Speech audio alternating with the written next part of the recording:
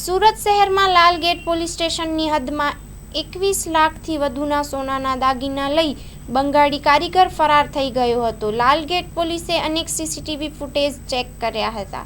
Report by Harish Rajput, Surat. તારીખ 15/5/2025ના રોજ લાલગેટ પોલીસ સ્ટેશન ખાતે એક નોગર ચોરીનો ગુનો દાખલ કરવામાં આવ્યો હતો. ગુનાની વિગત એવી હતી કે અરજદાર જે છે હસન અલી હૈદર અલી શેખ, એનું સોનાનું અને ઘરેણાનું કામ હતું. તો તેના ત્યાંથી 242 ગ્રામ સોનું, જેની કુલ બજાર કિંમત 21 લાખ રૂપિયા જેવી થાય છે, આટલા સોનું લઈને કોઈ માણસ ફરાર થઈ ગયેલો હતો. આ રીતની ફરિયાદ પોલીસને મળતા પોલીસ તાત્કાલિક હરકતમાં આવી અને 70 કરતાં વધારે સીસીટીવીના આધારે આઈડેન્ટિફાય કરેલ કે તેની કંપનીમાં જ કામ કરતા સુભાષિષ ભરત હુતેજ નામનો ઈસમ આ રહ્યો સોનું લઈને ભાગેલો છે.